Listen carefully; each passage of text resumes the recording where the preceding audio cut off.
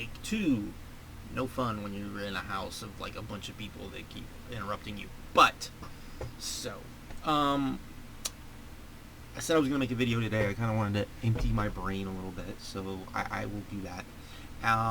People had asked about a live stream. I will do a live stream on Friday after Rampage because, of course, that will be a big deal, and that's kind of what this video is about, anyways. Is just kind of everything going on with Punk and Danielson. If you follow me on Twitter, which I'm sure everyone that watches this video probably follows me on Twitter, since not that many people watch my videos. I talked about just kind of what it meant with CM Punk coming in and Bryan Danielson coming in. So let's start with that. So when AEW started, when Dynamite started, people were very much, hey, Punk should show up on the first show. Not just because of the Lex Luger thing, and that was part of it. I'm not going to say it wasn't, but there was more to it than that. Punk very much is the antithesis, very much. And the Voices of Wrestling guys kind of talked about this. So I will mention them because they kind of talked about this first. But they were absolutely right, to an extent. And they said that, he is, CM Punk, he is like the patron saint of, like, everything that is anti-WWE. Especially the fans who are, like, super anti-WWE. He is, to many, the patron saint. Because he represents all of that. He is the guy, he predates Bryan Danielson. He predates him. He was the guy who, kept hitting the wall. He was, the indie star, and oh, he's an indie star, and who cares? Even though when he signed, everyone was like, thought he had a fairly good chance because he's good on the mic. Not that he would be the guy, not that he would be, the top star or anything like that. People thought, upper mid-card guy. He was good on the mic.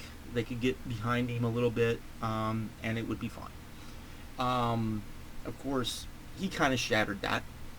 But, of course, through the way that it was, was handled, the fact that he, how the fans wanted him to be used, he never really was. When fans wanted him to get pushed, he, never was. He was never, like, the guy. It was, Cena to an extent, but he was not even like, it was like he was often the third guy. He wasn't even the second guy sometimes. So it was problematic. And fans were frustrated. He was frustrated. He left. We all know the rest of the story. And he became like, this is everything wrong with this company. There you go. And Bryan Danielson, Daniel Bryan, when Punk left, got the benefit of that, because then fans were like, okay, now we're pissed, and there's the guy, and so now we're going to get behind this guy. And of course, WWE, we all know the story of how of their reaction to that. And so, by all accounts, they're both coming to AEW, and they're both going to get very different reactions, in my opinion, because they represent two very different things. So Punk very much is, and the Voices of Wrestling guys brought this up too, that AEW is to the point now where they have that connection to the fan base like ECW. Now, I said this about a year ago to Niner Baller, and Niner Baller, who was another big ECW fan, was like, I don't know about that. He kind of agrees with me now, and that's after, a year of no fans and or very not, no touring, and now that we're in front of fans again. And I have been saying for a while, if you follow me on Twitter, you saw me saying this, that once touring started, things would get interesting.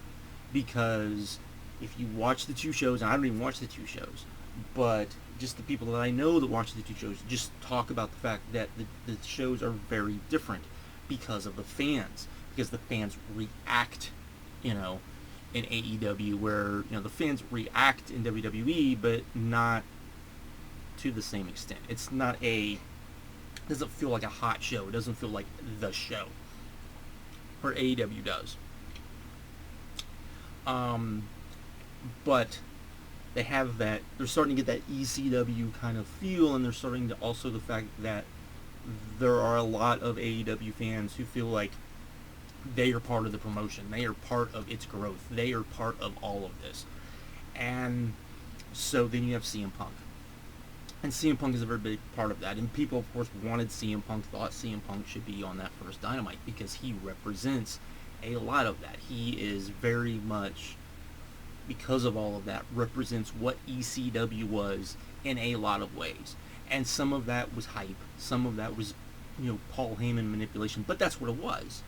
But, Punk still represents a lot of that. And Punk is what Punk is. I mean, we could sit here, I could do a whole video talking about, the other side of Punk. But that's not what this is about. But he definitely represents, he is very much like the Punk part of this, right? He like the punk rock, very much in your face, anti-authoritism, anti-WWE, all of that. And if you want to get kind of like a very good example of him and Bryan Danielson would be kind of like, and people are gonna like, oh my god, I can't believe you said that, but I'm sure, but it's kind of true in a literal sense, in a, well, not a literal sense, but a mythos type sense.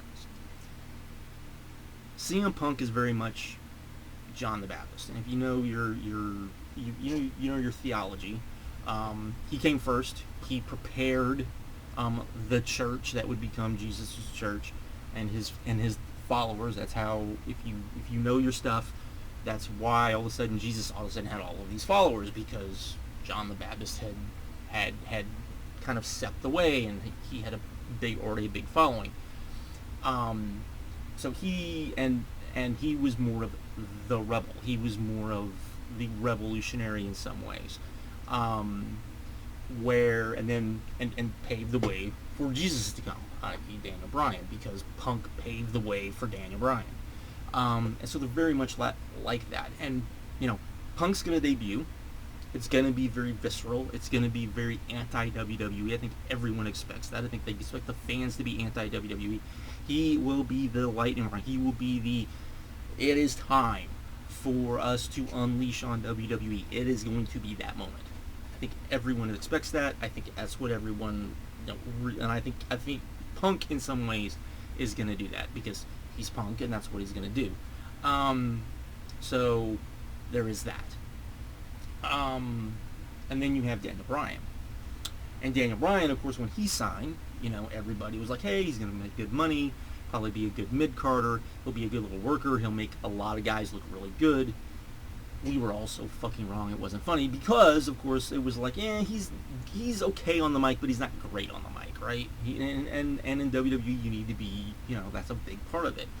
Again, none of us knew a fucking thing. The guy becomes, the hand-picked guy by the fans. The guy becomes the guy that everybody wants except WWE, and so we have to go through all of that. And he becomes that, and in a lot of ways, I think when he debuts, it's going to be very different. It's going to be all about hope, right? And I've said this on Twitter a lot, and I don't think people kind of get what I'm saying, because I really do think this is going to happen. He's going to debut. Europe's going to play. Final Countdown's going to start up. People are going to go crazy. He's gonna debut, and I kind of wonder like how he's gonna debut. Like, is he gonna be clean shaven, bald? Are we gonna get that Daniel Bryan or Bryan Danielson? Are we gonna get that dude? Is it gonna be like, I'm completely back? Are we gonna get that dude? And I think you're gonna see grown men crying out of joy, not out of just like, but just out of, oh my god, he's finally free. We're finally going to get like everything that we wanted, and that we're going to get all of that sort of stuff. As people are screaming for I don't know what. But it will be like that. I firmly believe that. I think people will be that emotionally involved because he represents that. He represents what everyone wants wrestling to be, and I think that's a big part of it. And it's very interesting because I think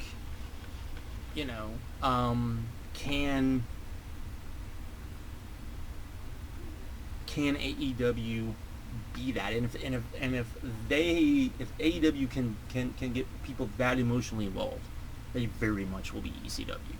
The greatest thing probably ECW ever did was the Sabu and Taz angle, and that was a super long angle, and people go, you could never do that. Yet we're kind of seeing that in a lot of ways with oh my lord, what's going on out